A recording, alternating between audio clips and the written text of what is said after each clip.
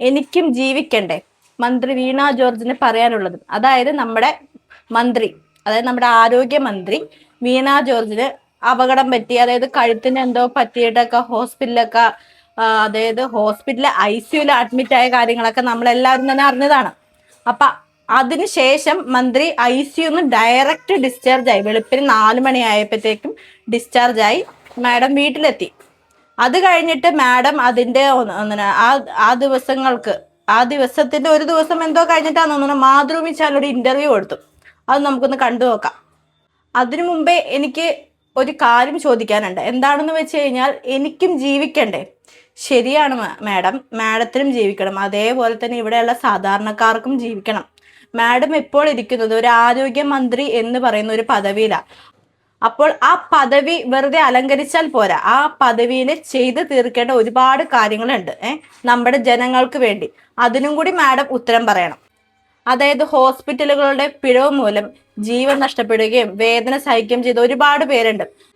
കൂടെയുണ്ട് എന്ന് അവകാശപ്പെടുന്ന മന്ത്രി പാലക്കാട് ജില്ലയിലെ ചികിത്സാ പിഴവ് മൂലം ഒരു കൈ നഷ്ടപ്പെട്ട ആ പെൺകുട്ടിയുടെ മാഡത്തിന് എന്താണ് പറയാനുള്ളത്? അതുപോലെ തന്നെ കോട്ടയം മെഡിക്കൽ കോളേജിലെ ഒരു കെട്ടിടം പൊളിക്കാനായിട്ട് മന്ത്രിയുടെ സൗകര്യം കാത്തു നിന്നത് കൊണ്ട് നഷ്ടമായത് ഒരു സ്ത്രീയുടെ ജീവനാണ്. അതിനെന്ത് ഉത്തരം പറയും? കാൽമുട്ട് വേദന കാണിക്കാൻ വേണ്ടി ഹോസ്പിറ്റലിൽ എത്തിയ സനൂപിന് എന്താണ് സംഭവിച്ചത്? അതിനെതിരെ ഈ സർക്കാരിനൊന്നും പറയുന്നില്ല. അതിനെതിരെ ഈ മന്ത്രിക്ക് ഒന്നും പറയാനില്ല. അപ്പൊ ആരോഗ്യമന്ത്രിയായ മാഡത്തിന് മാത്രം ജീവിച്ചാൽ മതിയോ ഈ നാട്ടില്? പോലുള്ള സാധാരണക്കാർക്ക് ജീവിക്കാൻ അവകാശമില്ലേ? വേദനയും നീരുണ്ട്, ഇപ്പൊ കാണാൻ പറ്റുന്നത് പോലെ തന്നെ. പിന്നെ അതുകൂടാതെ ഈ നല്ല തലകറക്കം, വോമിറ്റിംഗ് ഉണ്ട്. അപ്പൊ അതുകൊണ്ട് അതിൻ്റെതുള്ള മരുന്നുകൾ, വോമിറ്റിങ്ങിനുള്ള മരുന്ന് കഴിച്ചിട്ട് വെള്ളം കുടിക്കുമ്പോൾ വീണ്ടും വോമിറ്റ് ചെയ്യുന്നത്, അതുകൊണ്ട് അത് ഇഞ്ചക്ഷനായിട്ട് എടുക്കുന്നുണ്ട്.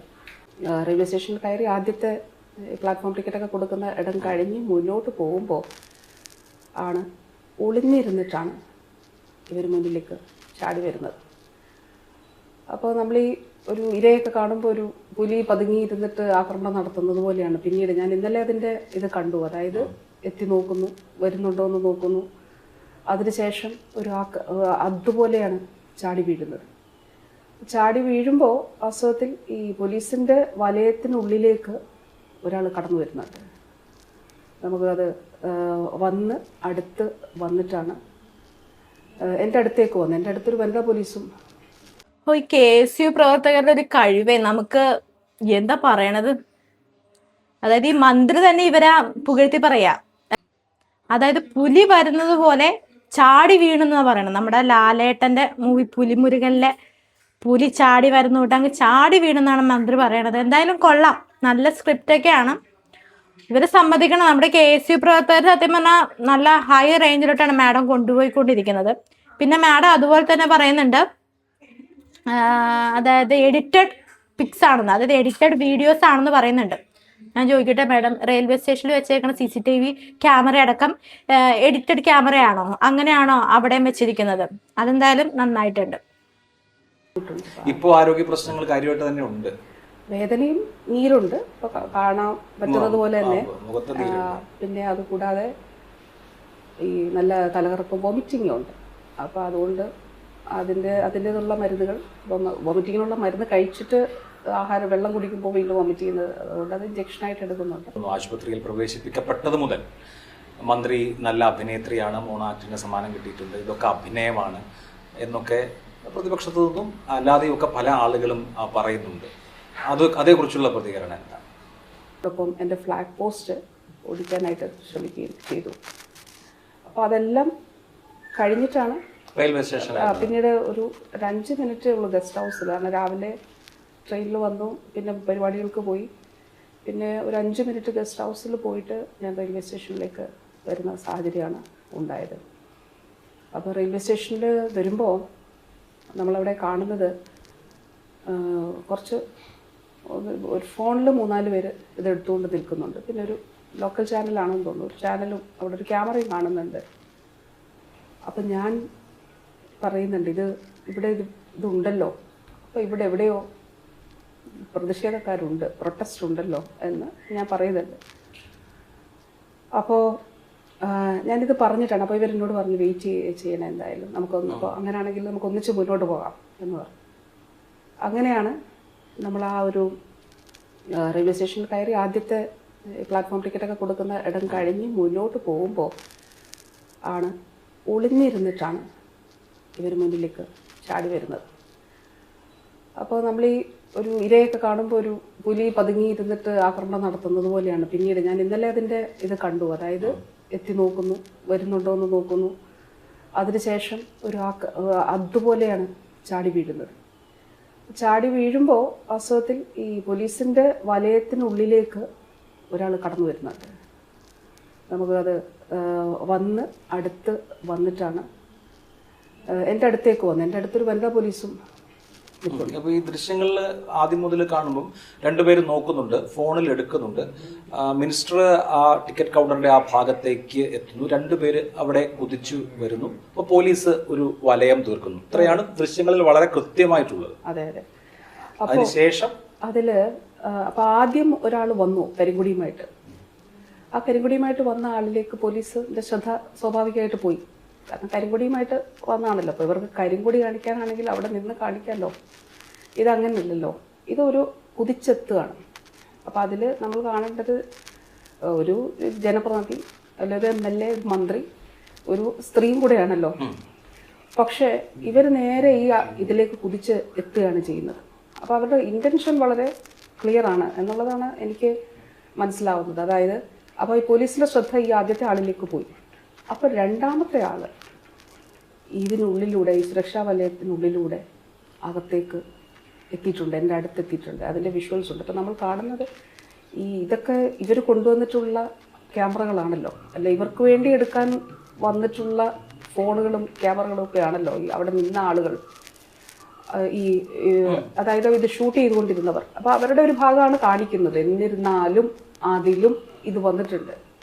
അതായത് ഈ ഒരു ആൾ അകത്തേക്ക് വന്ന് എൻ്റെയും ആ വനിതാ പോലീസുകാരുടെയും അടുത്തേക്ക്, വനിതാ പോലീസ് ഓഫീസറുടെ അടുത്തേക്ക് വരുന്നത് നമുക്കതിൽ കാണാനായിട്ട് സാധിക്കും. ദൃശ്യങ്ങൾ നമ്മൾ കാണുമ്പോൾ രണ്ടുപേരും അങ്ങോട്ട് കുതിച്ചെത്തുന്നുണ്ട്, പോലീസ് വലയം ചെയ്യുന്നുണ്ട്.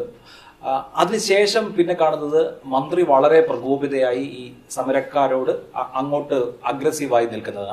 അത് ട്രിഗർ ചെയ്തത്, അതിന് പ്രകോപനമായത് എന്താണ്? പോലീസിന് തന്നെ മന്ത്രിയെ നിയന്ത്രിക്കേണ്ടി വന്നു. അതല്ല, എൻ്റെ ശരീരം വന്നു, അതിനോടുള്ള പ്രതികരണം. അതായത് എൻ്റെ ശരീരം എങ്ങനെയാണ്, അപ്പോൾ ഒന്ന് എൻ്റെ ശരീരം വേദനിച്ചു ആ സമയത്ത്. അപ്പോൾ ഞാൻ സ്വാഭാവികമായിട്ട് നടന്നപ്പോൾ ഞാൻ വിഷ്വൽസിൽ ഞാൻ ഇന്നലെ കണ്ടു, നടന്നു പോകുമ്പോൾ ഞാൻ ചിരിച്ചുകൊണ്ടാണ് നടന്നു പോകുന്നത്.